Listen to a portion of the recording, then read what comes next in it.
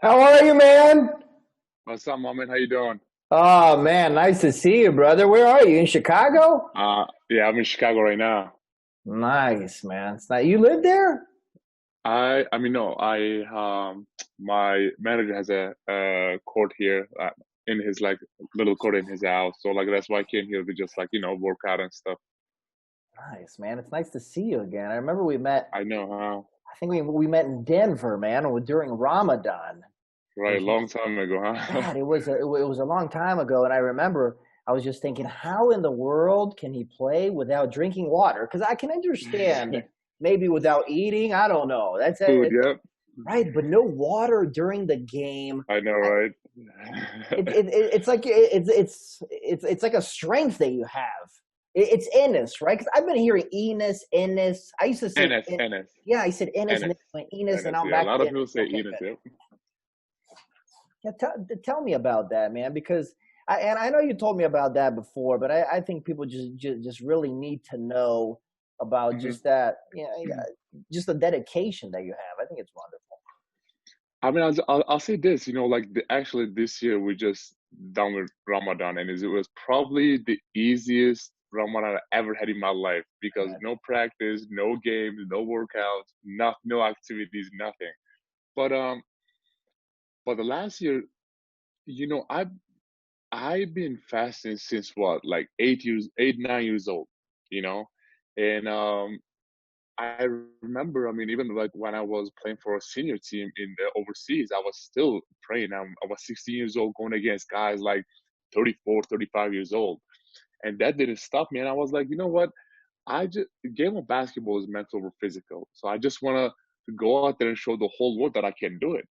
But I think like respect that I have seen from my teammates, my coaches, the fans was just made me so happy and gave me extra motivation. I remember I was in Denver, was about to play the Nuggets, and I told my teammates like, "Hey guys, you guys go out. I'm just gonna break my fast, and gonna come out and start warming up with y'all." And everybody just stopped. We had a conversation about Ramadan in the locker room, and for me, it was just so amazing to just Mm, because like they were just so shocked. Like some of the questions I was getting, like, okay, they were asking me like, not even water. I'm like, yo, nope, not even water. crazy. That was like the most shocking part. But I think it was just amazing to see how much respect I got from my teammates. And as you moved to America when you were 17, right? In Hmm. 2009, coming over from Turkey, I would imagine that was a culture shock for you. Yep. I would imagine just the NBA in general is kind of a culture Right. shock, right? The people just the Uh huh. different people you deal with. Can you speak to that? I mean, I remember like first time coming to America, my first 2 months, I had a like really hard time adjusting everything because Yeah. like think about it. Culture is different, religion is different, people are different, the language is different, everything was different. And like first couple months it was very tough, but then I'm like, you know what, this is gonna be my home from now, so I better get used to this. I was literally just trying to be an American. I was going to McDonald's, just for breakfast. Um Turkish food is I so had good, though, and it's it Turkish is, food oh is my so god, so good. good. And you go from Turkish food to McDonald's. Oh, come on, you I didn't need to do know. that one. I was literally just like get like the all like the American. I would just want to be an American now, so like, and then I asked my friend. I remember like I told him like, where can I learn the street language? You know, because like what they teach us in what they taught us in Turkey was not the best English. But then like he was like, okay, I'll give you a show. You start watching that show, you're gonna learn English like in a heartbeat. I'm like, yeah, what show is it? He said Jersey Shore. Okay. I'm like, oh my god! So I started watching that show. It was one of the craziest, wildest show I ever seen. But hey, I learned the language from watching literally just SpongeBob and Jersey Shore. But other than that, I was like, my teammates just definitely helped me a lot. And once I get into NBA, like I said again, the one thing it amazed me about America was just respect. I mean, with my teammates, not just with my teammates, with the whole America. I mean, it doesn't matter what your religion is, your culture is, your skin color is, your language is. I believe the most important thing in life is leave your differences on the table and try to find what we have in common.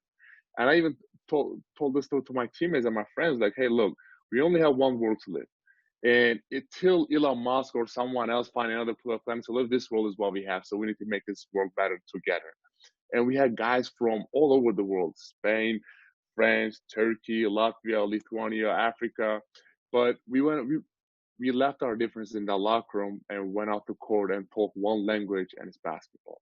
And that made us better teammate, and that made us better friend. I mean, there's so many times that I sit down in my hotel room and start Mm-hmm. reading Bible, start Mm-hmm. reading Book of Mormon, so Mm-hmm. I can understand my teammates better. And whenever I ask them questions, I want to offend them. I'll ask them just better questions, and whenever they ask me questions, I can answer them better. It is all about understanding each other, and other than that, we always have amazing time with my teammates. So the reason is we never judge each other.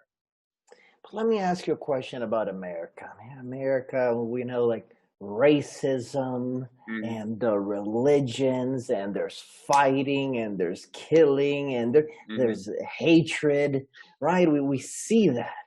And when I see you, I just see a guy that's so optimistic about life, Hmm. has such good energy.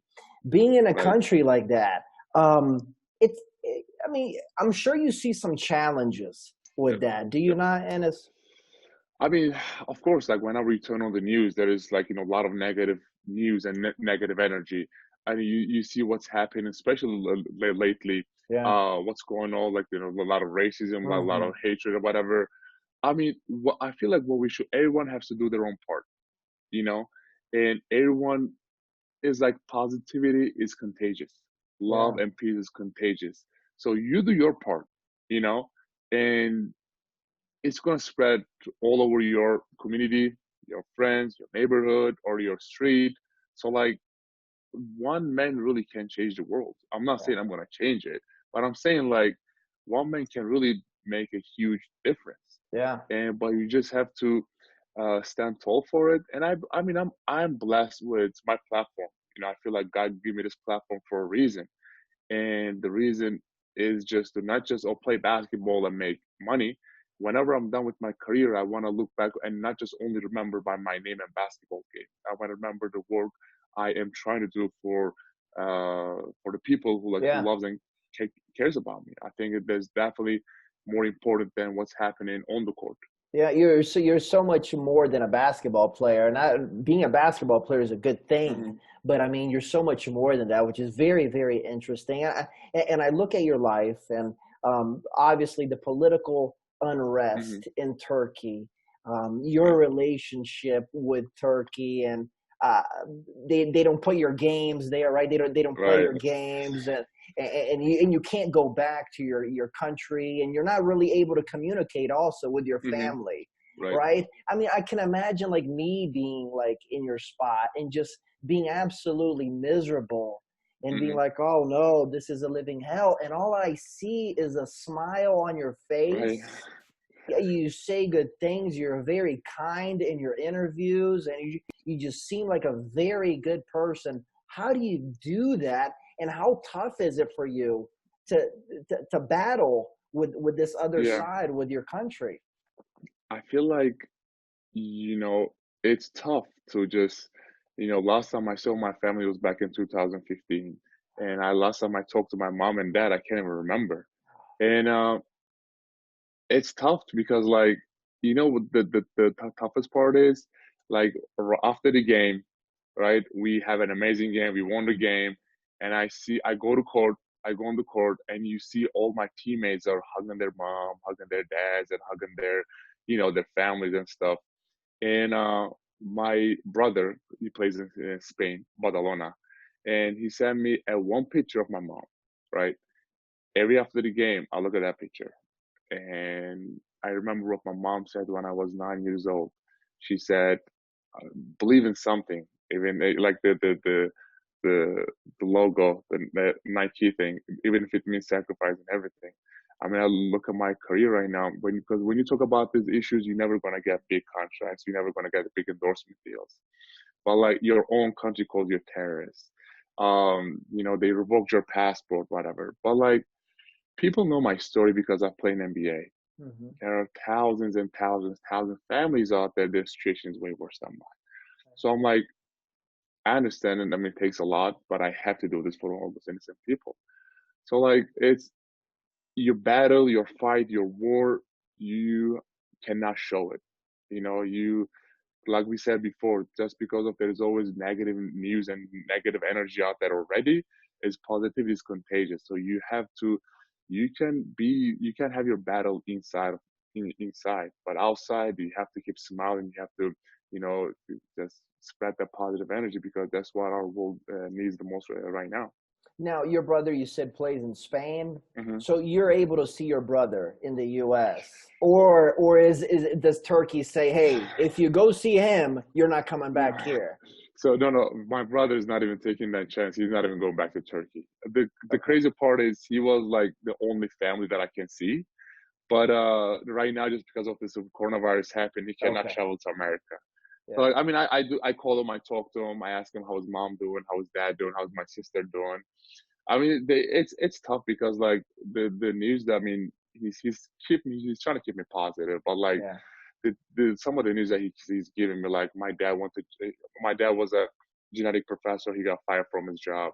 My sister went to medical school for 6 years now. She cannot find a job because of she carries the same last name. Oh, The saddest part is like my little brother was playing basketball in Turkey, and he literally got kicked out in every team in Turkey because he carried the same last name with me.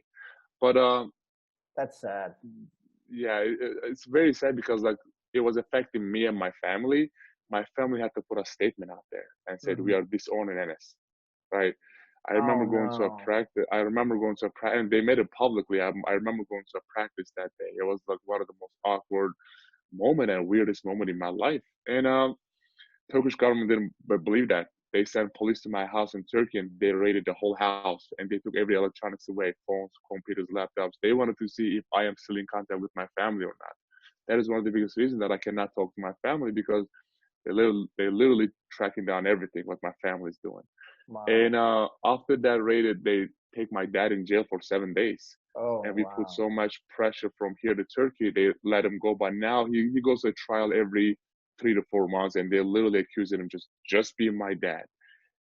Just because he's going to a trial, he cannot leave the country. But I mean, they cannot put him in prison because they're literally just he didn't do anything wrong. I'm the one just talking about these issues. But it's tough. But at the same time, I know I'm not just doing this, just for myself, but all those families out there, and all those people out there. So basically, you're fighting for your people in an oppressive Hmm. government, and you've spoken out against that, and that's taboo in Turkey, Hmm. and you're being strong about that. But when your family is involved and they're Yeah. living there, is there a part of you that maybe wants to say, "Hey, just forget the whole thing. I'm sorry. Leave them alone, and let's just go on with our lives"? The only thing I regret is it just keeps me awake all night sometimes. Like, am I doing enough for those people? Because I believe if God put me in this situation, it's for a reason. Good for It's to you. help those all those people out, all those Hmm. people out there. I understand. I mean, family. Like even like whenever I sit down with my teammates and talk to them, because like some of the news came out like is like they put my name on Interpol, red notice. That's one of the biggest reasons that I cannot go outside of America, or only country that I can leave is Canada. But we have to just get in touch with Justin Trudeau, the Prime Minister's office, and they said he's all good to go. He's a good person. Just Hmm. let him come, play the game, and leave. But even like my teammates are asking me like, "Are you crazy?" I get that question a lot because Yeah. like they say your family's still back in there, your mom and dad, you haven't been able to talk to them or see them, whatever.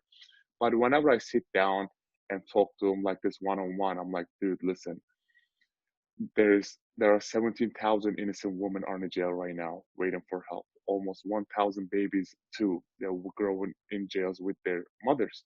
There is lots of political prisoners, and you're a journalist. There is lots of journalists are in jail right now waiting for Hmm. help just because of I think about I don't want nothing to happen to my money or to my family if I don't talk about these issues. I know God will ask me this, like, why didn't you talk about this? How does your Because family I give you the feel? platform.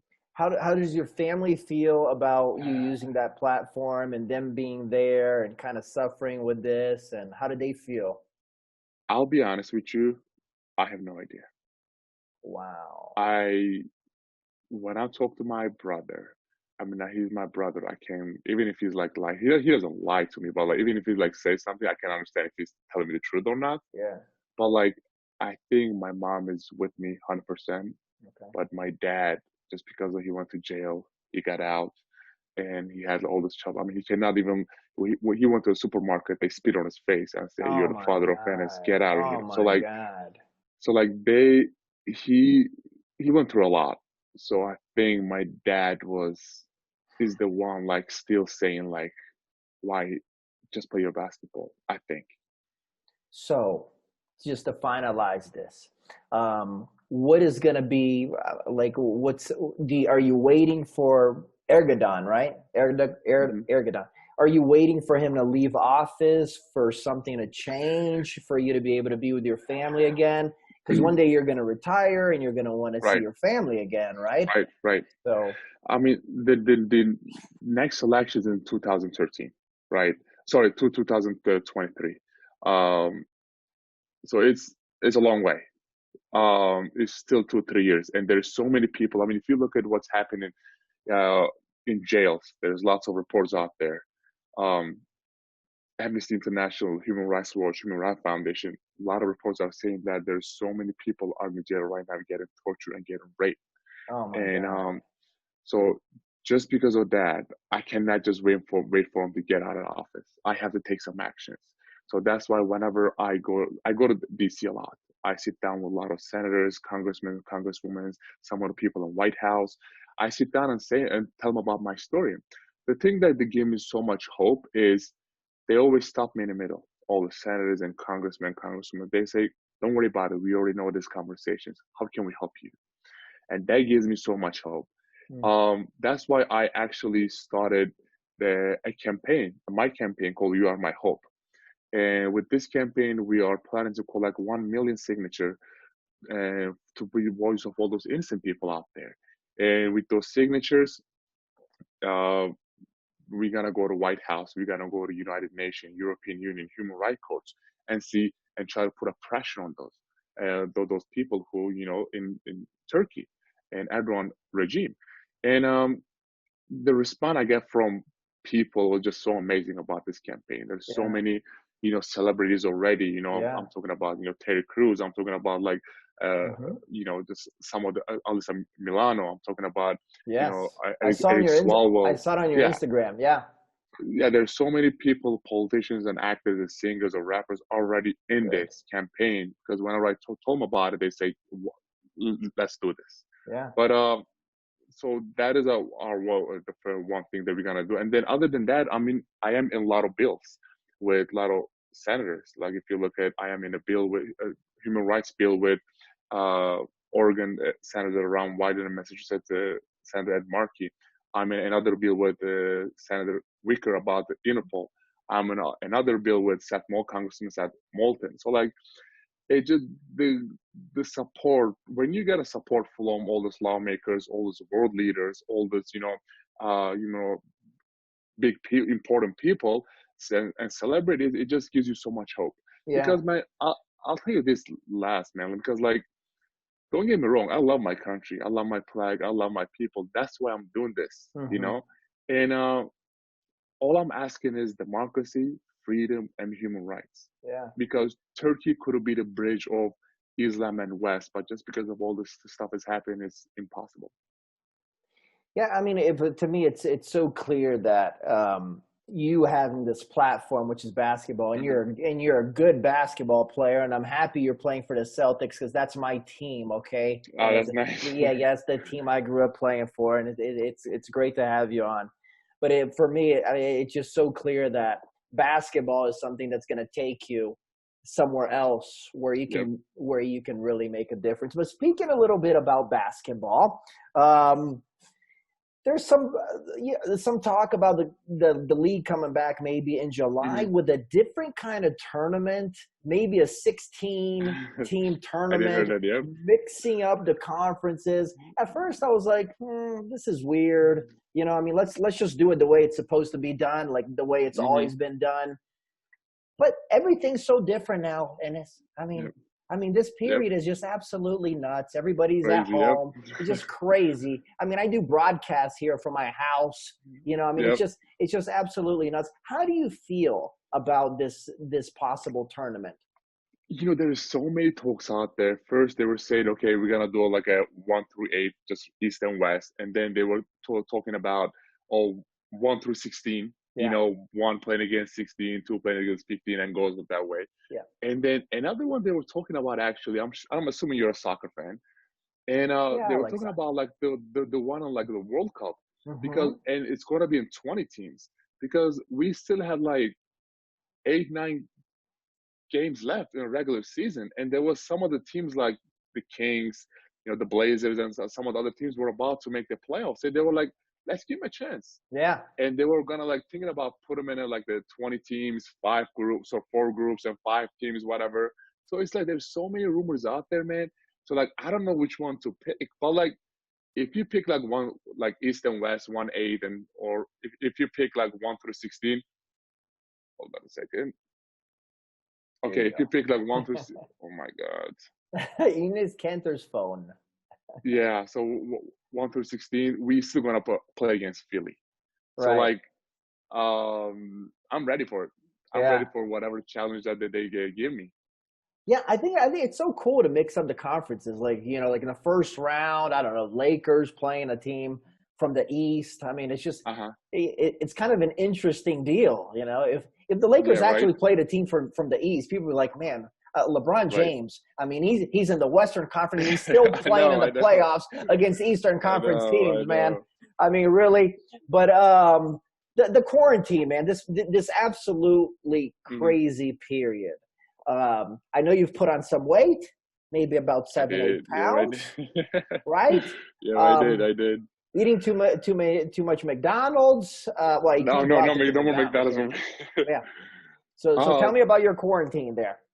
Well, the good thing is I was lucky because it was Ramadan, right?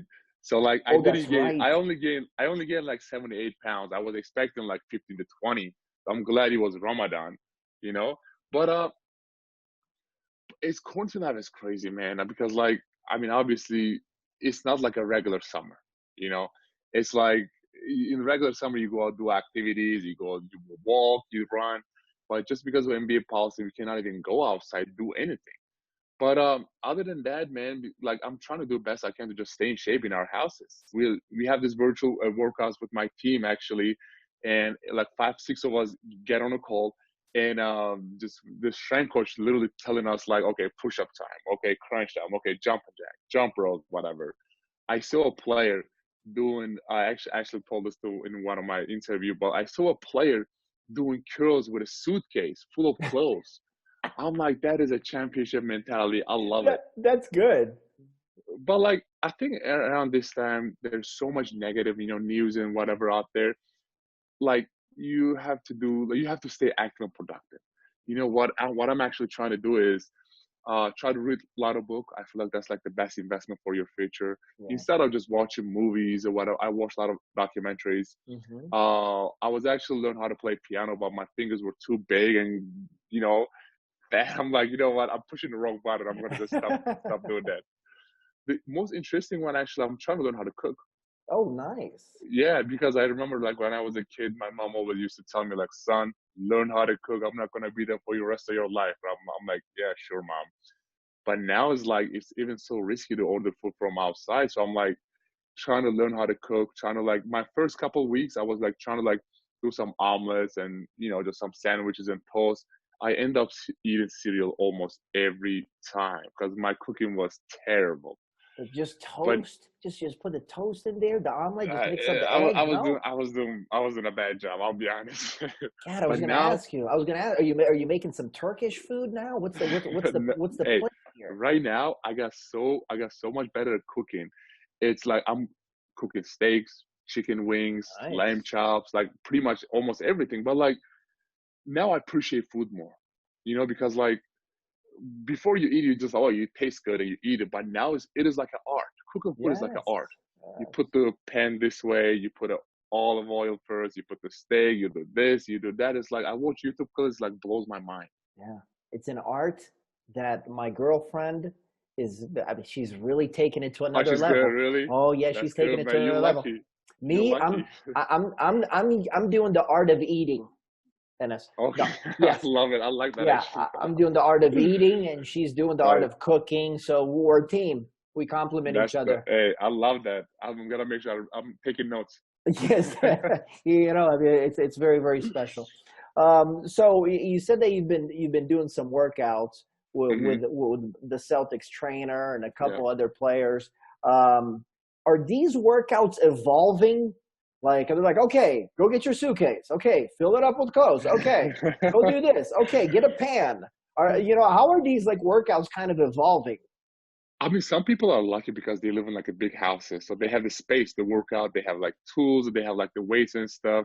But like there is some players out there like lives in a small apartment, so that's why they Right. use like suitcases and stuff. But I mean, I have like the reason I came here because like the basketball court and weights and everything. So I'm lucky enough to just do whatever, I guess. Oh, you're But good. it's still like it doesn't just feel it doesn't feel like feel like a season. You still like kind of like lazy, you don't want to because like you wake up whenever you wake up late.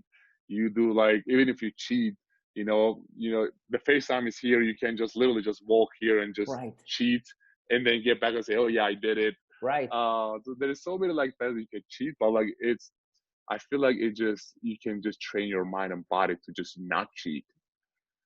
Yeah, you train your mind, man.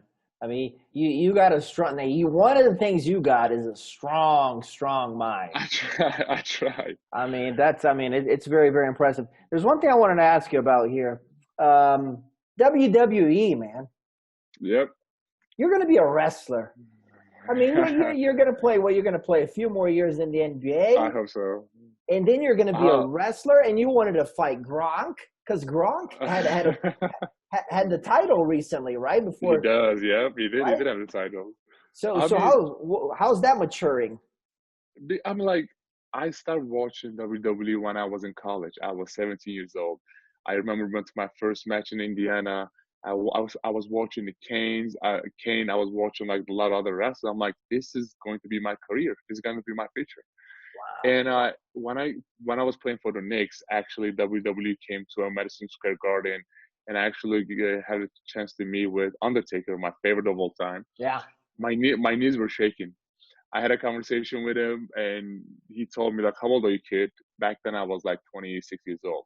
He's like, I'm told him like I'm 26 years old. He's like, "I got boots older than you." I'm like, I love it. But other than that, man, I had a conversation with Paul Heyman, and he's like, "Let's. Are we doing this?" I'm like, "Dude, you're just gonna give me like at least 4 or 5 more years to just, And you're just gonna like, do it. You're gonna do it. oh yeah, I'm gonna do it. I mean, I'm so excited about it. what I about had a what? conversation. But what about Gronk? I mean, are you gonna when are you gonna fight Gronk? Because now he's You back in the know, NFL too. How's that gonna work? I guess I just had to wait for him to be retired. But like SummerSlam was gonna come to Boston this summer. It got canceled. I Uh, was thinking about me and him go against each other, or like me and him tag teaming somebody. It will be crazy. oh man, I would have liked to have seen that. Now your Yeah, Mount Rushmore is. I looked at your Mount Rushmore and I just felt very, very old. And I felt very, very old yeah. because you're The Rock, Ric Flair. Okay, that's from back Ric Flair. Yep, yep. way back when, and the Undertaker. And I mean, I grew up in Florida. Okay, I live now in Okay. Brazil, but I grew up in Florida, and I don't know if you know, but the Macho Oh Man, wow. Okay. Randy Okay. Yep. Savage Yep. is Yep. from Yep. Bradenton. He's from Okay. Bradenton, which is Yep. right next to Sarasota, where I grew up. So Yep. my Mount Rushmore from back in the day is Hulk Okay. Go ahead. Hogan and Okay. the Macho Man Randy Savage, and then I Okay. remember Andre the Giant. Andre the Oh my Giant was God. oh, he he was a was different. stud. He was a He stud, was, Andre the oh my Giant. God, his hands and his body and oh my God, he was different. Yeah, yeah. So yeah, so you have a more modern Mount A little more Rushmore. modern, yeah. I'm not going way all the way back, you know. I don't Yeah, wanna I don't wanna make you feel too old, but yeah. I mean, I'm 42 years old, man. I mean, this okay, is that's not that bad, yeah, this is what I saw when I was, 8, 9 years old, 10 years right? old, back in Sarasota. Yeah, have you ever been to Brazil? I remember we talked about Brazil. You talked about Rio. Yeah, You've been to Rio, right? I did. I went to Sao Tell me Paulo about and that. Rio. São Paulo and Beautiful Rio. place. Yeah, beautiful place. I mean, the hospitality was amazing. Nice people. Yeah. There was some streets that people said, "Don't, you better not go in there, Yes. Yeah. or you might not get out, in one Yes. piece." Yes. So there was some. I'm not gonna lie, there was some, but like the play was so, the views were beautiful. The people were so amazing. The food was amazing, man. Oh my god, I will just go there just for the food. What'd Um, you eat? What'd you eat? What'd you eat? Black beans, rice. I can't even remember. It was like some lot of like meat dish, like a lot of black beans, a lot of the different kind of rice. Yes. I forgot the name. I can't remember, but Like like some different kind of rice. risottos. You had like some Yes. Yep. risottos and Yep. Yep. okay. Okay. Um, it was just amazing, man. My Um, girlfriend's calling here. Hold on a second. hey, you Okay. better, No, no, no, no, no. okay. I'm good. Yes. Go But ahead. other than that, man, like I can't remember the names, but the desserts were so delicious. I'm like my mouth is watering right now. But Did you drink other the than that, caipirinhas? Did you drink the caipirinhas? Oh, I you did don't. not. Oh, you're not. You don't drink. I You don't. don't I don't drink drink. I don't drink. alcohol. Yeah, I don't Oh drink yeah. alcohol. Well, there's a caipirinhas that's very good with cachaça, and then Okay. the lemon and the sugar and the ice, and they mix it up. They put a lot of Oh cachaça wow. in Okay. there, and they Yeah, drink I don't it. drink. Oh yes, it's But very the very one thing, Brazilian. made me really sad about it though is like I was gonna go to that. I forgot the name. Like the big view, like the open the. Yeah, I Christ the forgot the name of it. Redeemer, Yep. I was Cristo gonna. Redentor. I don't know what to say. I gotta say, but I was gonna go there, but they said just because of there's a lot of fog, you cannot go up there. So I'm Ah, like, God, I wanted to go there so bad, it's so but beautiful. it is beautiful. I'm because I watched some videos about it. It is beautiful, beautiful. But like, other than that, I had a blast, man. There's so many Turkish people over there. I had to get the chance to talk to them. I actually met with a lot of the soccer player. Can't Nice. remember his name. He actually played in Turkey, but he was very, very famous. Nice, nice. Yeah, I don't know who it is, man. I follow less soccer because I grew up in the U.S. Yeah. So Yep. here, Yep. so here in Brazil, I'm a commentator for the NFL. I commentate the Yep. NBA. I used to commentate Major League Baseball. So I'm kind of like a fish Okay. out of water here in a Uh huh. sense, right? Because I grew up in the United States. But here in São Paulo, you went to some restaurants. Hmm.